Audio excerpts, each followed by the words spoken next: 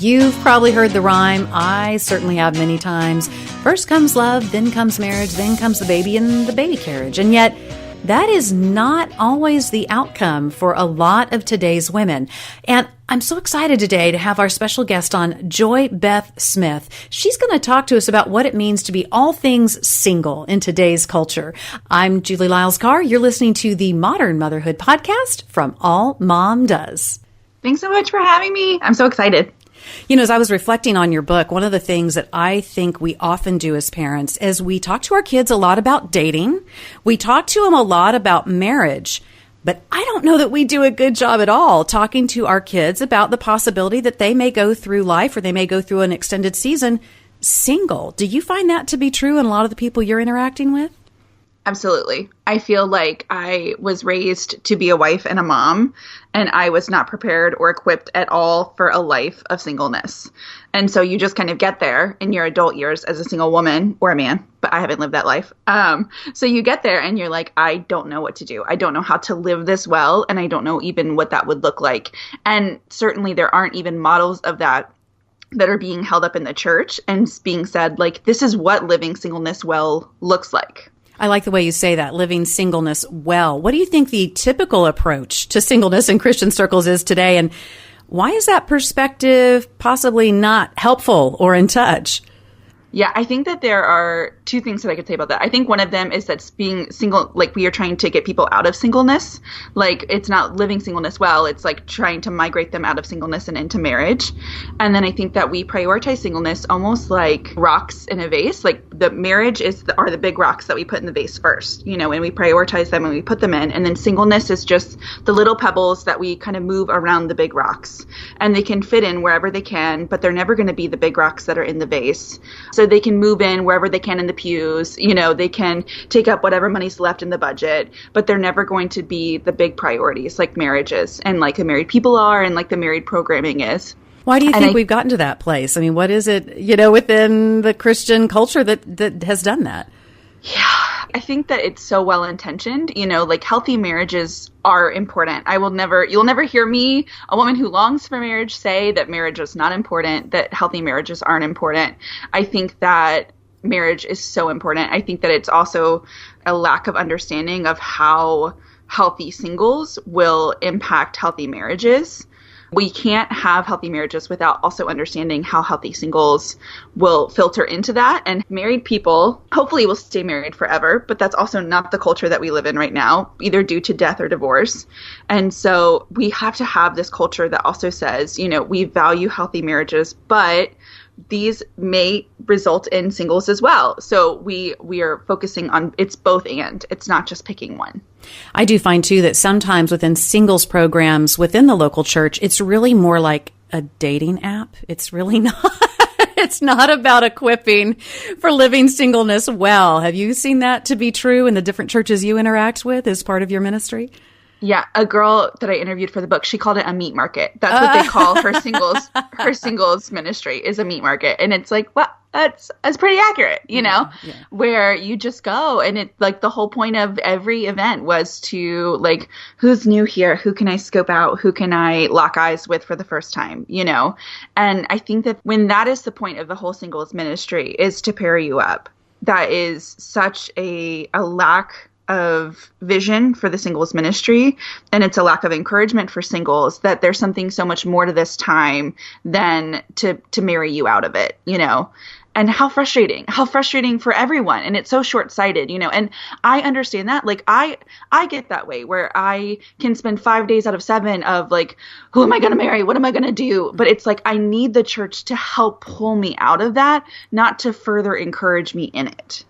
I think one thing that we're seeing, too, is a trend that the church really needs to get responsive about. And I will say as well, parents need to be thinking about for their children is that the median age, the average age now for getting married is trending older and older, which means that even if you have a child who eventually marries, they may spend many more years single than you did or than we're usually accustomed to in, you know, a perspective of time gone by. So talk to us about the trends you're seeing when it does come to seasons of of singleness, how long those are usually lasting, the average age for marriage today, and that single again phenomenon that actually is not a phenomenon anymore in our culture. It's many times a norm.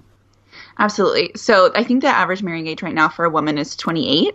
And then for a man, it's 29, almost 30, like it's 29.6 or something. And I mean, that is significantly higher than it was for our parents' generation, which I think was 26, something like that for like my mom's age, in the 50s. And well, she was born in 55. So she wasn't married in the 50s. But I think that what it means is that when, like my mom's generation says, like, well, I was married at 22, I remember what it's like to be dating. And it's like, dating was really different then, And so I think what it reminds me of is just the importance of empathy, of when I'm expressing my frustrations with my mom about being single and about dating and all of these things, that you need to understand and what you need to hear is that it's very, very, very different from what you experienced in your singleness and in your dating. And so it's not just like, well, why can't you just go out with another guy? Why can't you just get married? Why can't you just do these things? And so the advice that's often given is usually really bad advice. Because it's just not, it's not even in the same, we're not even playing the same games anymore that were played when you were dating 20 years ago, or when the sweet pastor who married his high school sweetheart, or the girl that he met in college and got married at 22, it's not even the same experiences that we're living. For the girl who's now 49 and is still single, it's not even the same life experiences that are being lived, Right. So define for us what you mean, because I think this phrase is so great. The subtle art of singleness in your new book, Party of One. Yeah. So part of it is that I really like the way that sounded. Yeah, exactly.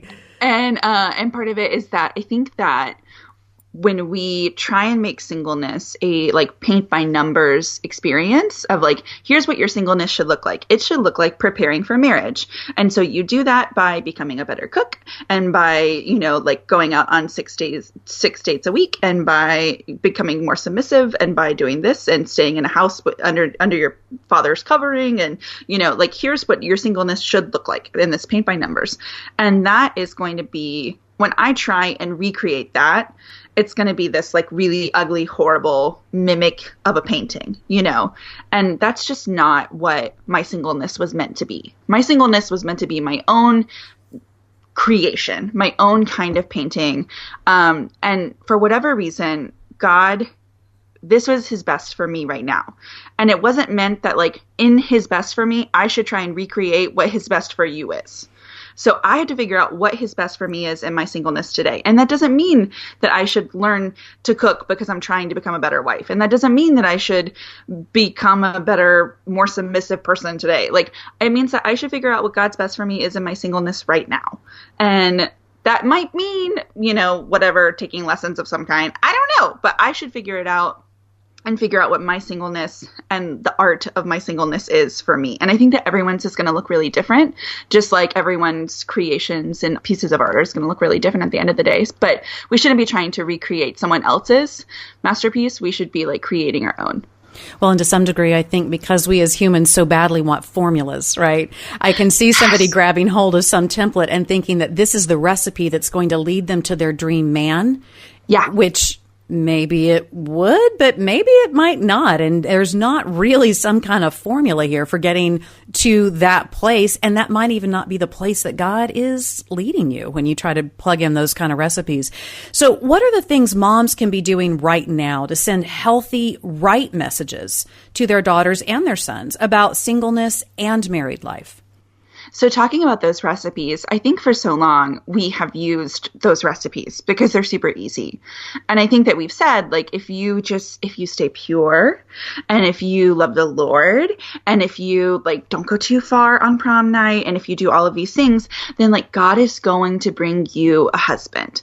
These are the things that we've like told ourselves and we've told our kids for so long.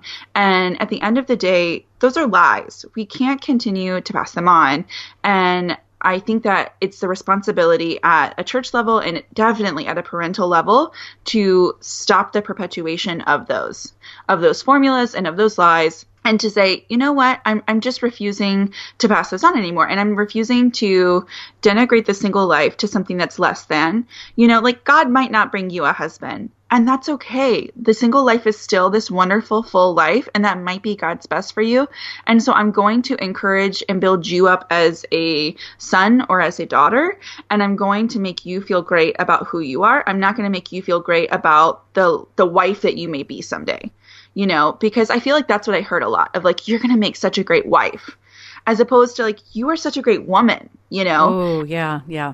And so I think that was another thing of like, I don't know, I'm still figuring out what biblical womanhood looks like apart from being a wife and a mom. And so I would love to see that modeled. I would love for someone to pour into me and say, like, this is what it looks like apart from those roles. And this is how you can live a life that's so full of that and that exudes that. And you don't have to just do it in these roles of like motherhood and being a wife. Like, you can just do it as a single woman and it still shines. So I think that modeling that as a mother to your children and saying, like, while you're seeing it in the role of mother, like, I can't wait for you to just do this in your everyday life. And you're already doing it at age 7, at age 9, at age 13. You hit a drumbeat there that is, I'm really passionate about.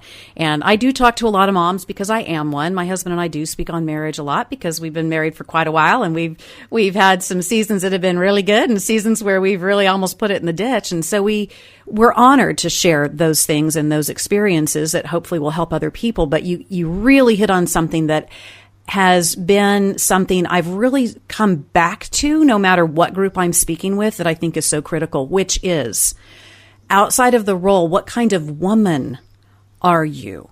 I have the experience of women who, once they raise their kids and launch them, they're completely lost, or for reasons that were not their own fault, the marriage blew up and the husband made a different decision and they have no idea who they are to their core. And I do think that it's something that both our secular society and our church culture has perpetuated. And so I think that the healthier woman you are, then that's going to make you the healthiest wife, mom, single person, and coworker, whatever it is. If we can get to that place and understand what biblical womanhood is, regardless of the role that God might have for us for a season, because there's that place too. I mean, none of us own some kind of territory in mom land, wife land, singlehood. I mean, our lives are supposed to be dedicated and given over, and we never know. The seasons change, things change. We never know what the Lord might have for us. So I think that's such a critical heartbeat that you hit on, that place of really understanding what it means to be a woman in God, regardless of the role that He may lead us to. We'll get right back to our conversation with Joy Beth Smith and the exploration of her new book, Party of One. But first, I wanted you to hear this incredible testimonial from someone who has found community, other moms, ways to be equipped and empowered, and she's been doing that through MOPS. I came to Christ through MOPS. MOPS is a loving, safe place where moms can experience hope and joy through fellowship and lifestyle evangelism. When I moved away to a small town that didn't have a MOPS group, I felt God's call for me to start one. After much prayer and with the support of my pastor, we are now starting our own group. I can't think of anything else that brings me more excitement and joy than sharing the light that MOPS has given me. Thank you for your great vision. So listeners are going to want to know, I want to have a snapshot of your journey as a single woman in today's world with today's dating trends. I saw in some of your notes that you have some Tinder tragedies and dating derailments. So give me a snapshot. I know that with my adult daughters and my adult sons, I'm getting a view on dating that is really fascinating. We don't have anybody married in our tribe. Everybody's single right now or in a romantic relationship. What does the modern world of dating look like? And how do you keep your courage up? Because I got to tell you, there are some really treacherous waters as I've been able to stand kind of back and go, ooh. Yeah, I think treacherous is a great word. Terrifying is another one that I would pick. I have been online dating since I realized it the other day, since I was 19, which is, I was a baby in that world. Right. And so that's been 10 years. I'm 29 now. And I think I've been on something like 20. And so at this point, I've been on 21 first dates without a guy asking for a second date, which, I mean, that number to me, it's only continuing to grow. And it's something where you're like, how does anyone end up married. I don't understand. I don't understand how this ever works out in your favor. I don't understand how at any point, because it's some of these guys, it was just like we met online and then a week later we ended up, at a coffee shop getting brunch. So at this point I've actually set up like parameters because I've gone on so many of these where I'll only get brunch at 10 a.m. at my favorite coffee and breakfast place. And I'll only sit in this one section because I had to have like a controlled environment. So even if they are like, let's do putt-putt Friday night. And I'm like, no, we're going to do brunch at 10 a.m. I'm going to get the pancakes because I'm so tired of like all of these things just going off the rails. And I'm like, I needed something solid that I could like hold on to. So the pancakes are going to be great. The coffee is going to be great. You might be horrible, but at the end of it, I know, I know that these but there were things are quality carbs, and that's really what needed to happen. I love it. Right. So these dates just keep going. I mean, and some of them I think go really well and then he never calls, and some of them go horrible and he never calls. And I think that for me, one of the things that I end up like, actually, it's funny that you were talking about this because this year I just bought a giving key and it's the word hope.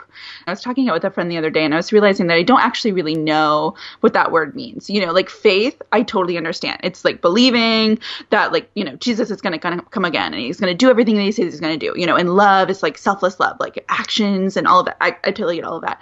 But the idea of hope is actually really kind of hard for me because I never want to expect something of the Lord, especially with this idea that like he will have to deliver it. I never want to say like, Lord, you have to bring me a husband, because that's the whole idea of the book, is that like he doesn't have to, like he has no obligation to bring me anything. And so I think this idea of hope is kind of taking on this like sweet savor for me of like, I want to wait on the Lord and I want him to know that I want this. Like, it's not like I can hide that desire from him in any way, but I'm not banking on it and I'm not demanding it of him. So I'm kind of like trying to learn how to like fumble my way to this place of hope with him again, instead of like cynicism, which is kind of what I was growing into a little bit of like, this is never going to work.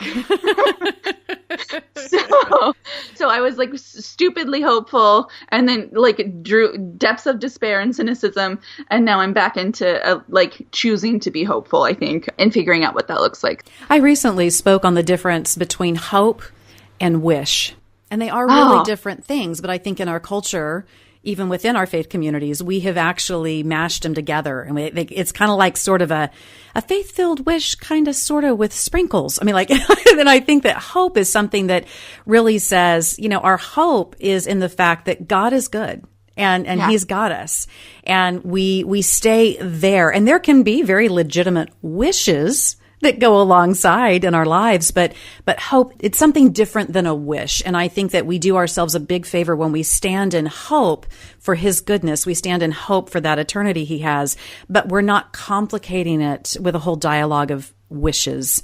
And we have a culture that really loves that word wish, a dream is a wish, and we have all these things that we do and dialogues we tell ourselves that really are not necessarily God's not under some compulsion. And so I think that's beautiful that you've really looked at that. I know for my kids in the online dating world, which, by the way, parents, you need to know, online dating, it's not some kind of fad. It is here. It is a very huge part of the dating culture. It's not something that is always nefarious or terrible. It's a great way to be able to meet people in a complex world. And some of my kids have engaged in online dating with some success and some not so much, but you really need to be aware of which online dating platforms you're using. I have had a conversation recently with Casey Bree Jensen, who does a lot in terms of digital platforms and technology, equipping parents. And it really is important, if you are single or if you are a parent who has teenagers and young adult kids in your world that you're trying to equip in terms of dating, make sure you know the overall environment of the dating app that you're using. Do you have some dating apps that you think are particularly good and some that maybe you think that people should avoid? I think it so much depends on the type of person that you are. I just had a friend get married off of this app called Coffee Meets Bagel. Yes. And Yeah, and it's like a pretty generic, like, you know, you're matched up. I think you have like a short amount of time to respond to each other. But it is one where you're like, there has to be a level of mutual physical attraction. It's a short profile. It's not like one of those with like a long profile where you get to read in depth about each other, you know. And so in that respect, the whole question about those kinds of things is like, how do you feel about the idea that there has to be a large amount of physical attraction at first, you know? And so with Coffee Meets Bagel, and then there's another one, Bumble, which is where the woman initiates, which is like a big fad among my friends because we're all, you know, feminists and we love that kind of thing. Bumble, and then Hinge is one where you have to have some common connection among your friend groups. You hook up your social media profiles, and Hinge says like, oh, you guys have 36 common friends, but you personally don't know each other, you know? And so that's actually kind of nice because you kind of can vouch for each other, you know, like you have some points of contact where you can go with Caitlin. I saw that you know this guy named Scott, like we've been messaging back and forth. What do you think about it? Story. Yeah. Yeah. But actually what I've been seeing also more common with a lot of the stories I've been hearing has been like, dating apps, and then also just social media. Lots of like, we've been talking through Twitter, we've been talking through Facebook. Like, it was a friend of a friend that I commented on his status, and we just ended up in a conversation in, you know, messaging.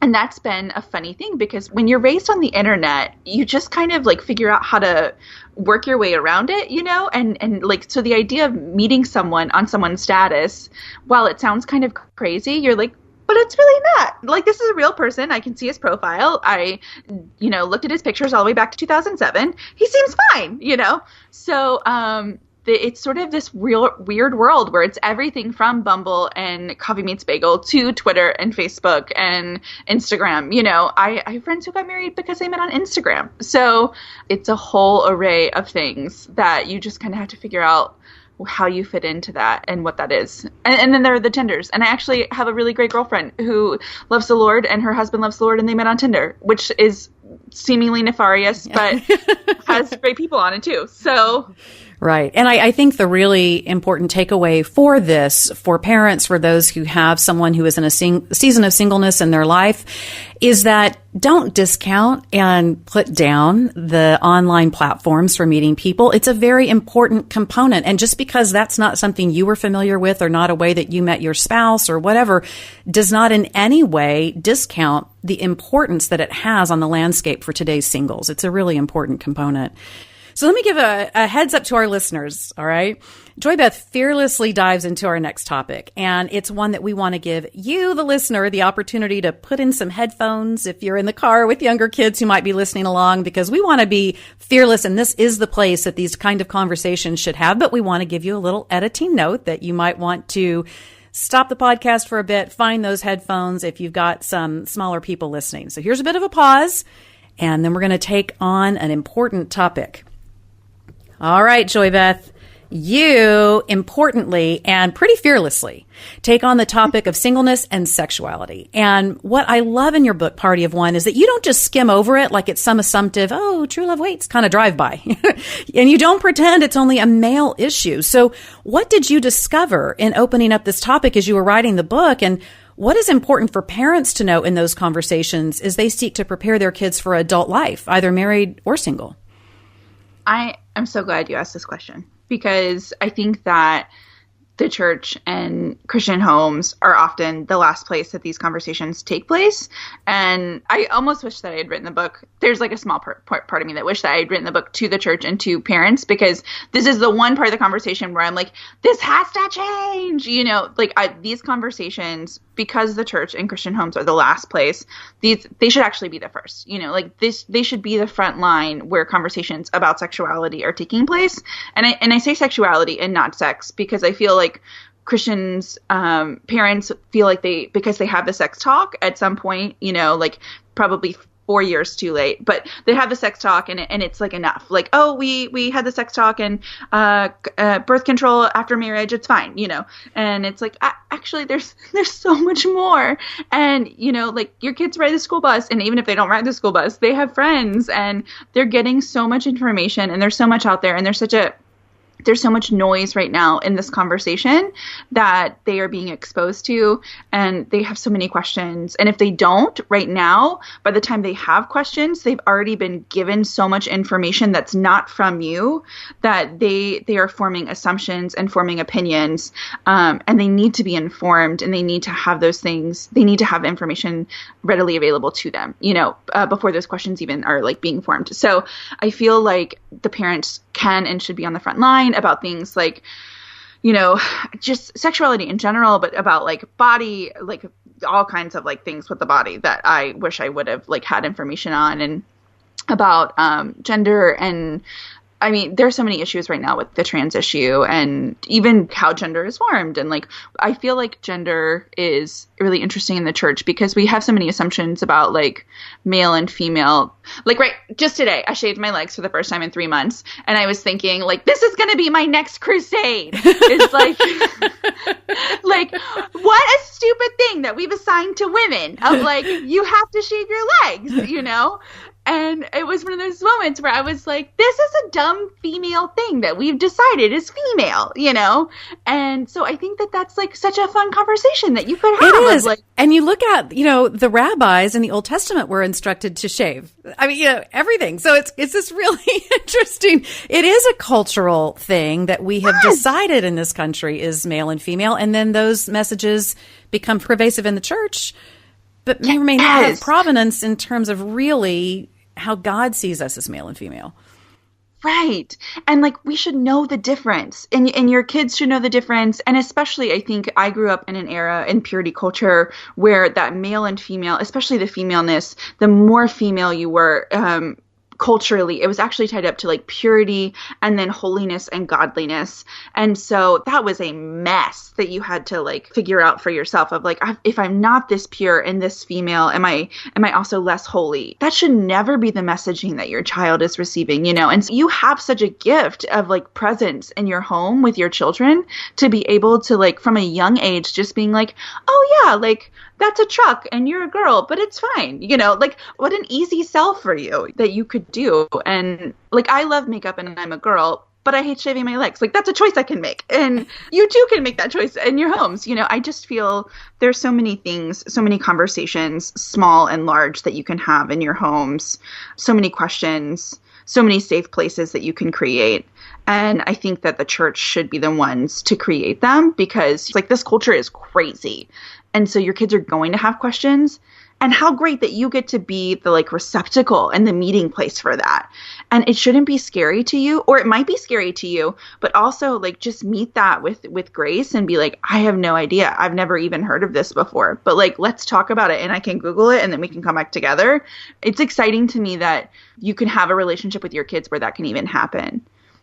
I think, too, that one of the things we as parents need to be very equipped to understand, and I know this makes some parents cringe, but I'm just begging you, hang in there a sec, because this is going to be so important with your children.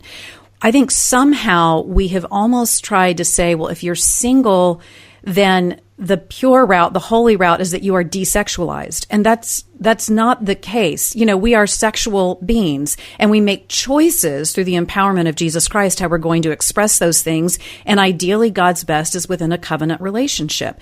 It doesn't mean that people aren't going to have sexual feelings, sexual urges, see themselves based on their sexuality. And if we want to have kids who weather well seasons of singleness or a lifetime of singleness in a way that is honoring and pleasing to God, then we've got to address that right up front. And for some reason, it's almost like I think we're afraid that if we have those conversations within our singles communities in equipping our children that it could be that God has for them a life of singleness, that somehow we're going to, fan into flame something that would be, and the funny thing is it's already there. So let's talk about how to manage it well. Let's talk about, and you engage, and I love in your book, I want to encourage people, whether you are single or not, I really believe that Party of One is a book that you need to get a great snapshot of what the culture is today for people who are walking in singleness right now. And you have a very authentic and very brave conversation with a lot of your girlfriends. I want to encourage our readers to go get that book and read through this great snapshot of where young single women are, because the sexuality conversation is so important. And if we want to equip our kids well, it has to take place. The other thing that we're doing too, as you know, is we're really doing something that's quite interesting. A lot of us as Christian parents, we're encouraging our kids toward marriage, but we don't want them to get married too young. So we've got biology triggering us into kind of those very highly sexual peak years. And then we're saying delay marriage for an additional 13, 14, 15 years. If you look at the average age of puberty hitting around 12, 13 years of age, and then we're asking people to wait until they're 30 to get married. So these are conversations that have to happen with a great deal of openness and a great deal of accurate information, whether you have a kid you think is on the cusp of getting married or a kid that you think is going to stay single. We have to be having that conversation. Now, there's sometimes an assumption in our faith communities that single women in particular are career focused, which is funny. We wouldn't say that about single guys, right? Like whether they're single or married, you know, we wouldn't, I don't know, it's just kind of funny to me, but it's another one of those things that we do by gender. And so if a woman is single, we're like, oh, she's real focused on her career right now. What are some other assumptions that we say that may or may not be true that really don't have anything to do with marital status, but somehow we've applied it in that way? Yeah, the career focused one is so funny to me because I hear that all the time. And I always just go like, what else would I be? Like couch focused? Like if I wasn't focused on my career right now, there would be nothing else. Those kinds of assumptions are so painful because I don't have a husband right now. And so of course I'm working and doing things with my life. And there's nothing in that fact that disqualifies me from also being a good wife. And even if I actually really was into my career, like wholeheartedly, there's still nothing that disqualifies me from being a good wife, you know? And so these kinds of assumptions, what they do is that they make such sweeping generalizations and they play into these stereotypes of, it's almost like the worst parts of, if she's a career woman, then she must be unsubmissive in some way, like lacking submission. Like she must be this like man eater and she must be unable to prioritize her family and over her career. And she must have all of these things. And it's like, there's so many wild assumptions right there. And I have no idea where you people are even getting that. You don't know who I am. All you know is that I got a promotion last year. And yet you're willing to like count me out. And at brunch, you didn't call me back because you thought I was career aspirational or whatever. I think that there are also assumptions about single women that this is another sexual one, about how we, you know, like single women won't be sexual and that the man will go into a marriage being the more sexual one.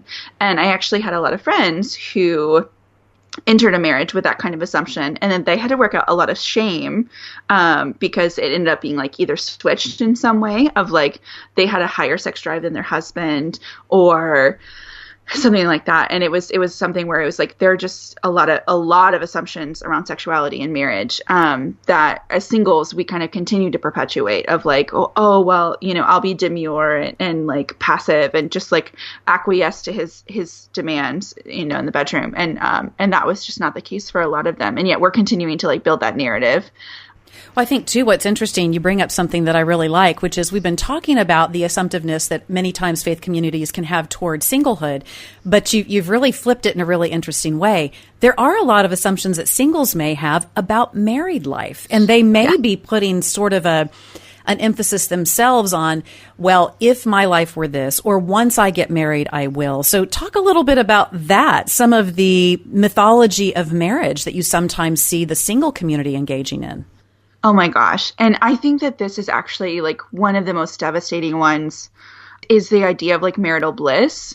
And I think that this one is hurting married people and single people alike in the church. And it's the idea that like there is this kind of bliss that comes from marrying out of singleness, and you finally get married and you're going to just have this like blissful, united euphoria that comes, you know, and that's not real life. There's not this marital bliss that comes and it doesn't sweep you off your feet. And it's, you know, like marriage is hard work and sometimes you want to go in the ditch and sometimes you want to, you know, like it's great. And there's a part of my book it's not better. It's just different than singleness. I have to remind myself of that all the time, that this isn't a better version of my life. It's just a different version of my life. Ooh, and good so word, good word. And when I'm like crying myself to sleep and I'm like, I just want to marry out of this, as my like window is stuck and I'm, alone again. And it's like, no, like marriage won't fix all of these problems for me. And I think it's the same thing for married people who are stuck in this like miserable marriage and they just want to be like single again. And it's like singleness actually won't fix all of those married people problems for you. Like it will actually just give you a whole different bucket of them.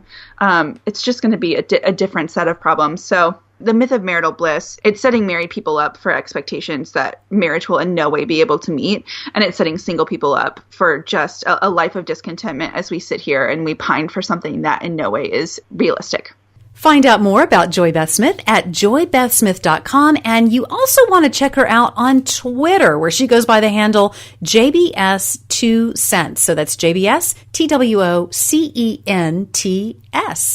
Joy Beth, thanks so much. And you guys be sure and check out her book, Party of One. I'd love to connect with you too at julielylescarr.com and on all the socials under Julie Lyles Carr. And you also need to make sure that you're checking out AllMomDoes. Blogs, socials, all the things. We have these amazing contributors, writers, women who are in the same seasons and stages that you're in raising kids, trying to work, got that husband out there, trying to get a healthy meal on the table. All the things. And so you want to make sure and check that out as well. A big thank you to Rebecca Beckett. She's our content coordinator, and to Donna Toti, our amazing producer. They're the ones who help get the Modern Motherhood Podcast into your inbox every single week. Next week, you may remember him from a particular TV show back in the day, and now he's got many, many movies to his credit, and his wife as well. That's right. Next week, we are going to welcome actors Kevin and Sam Sorbo. We'll see you next time on the Modern Motherhood Podcast.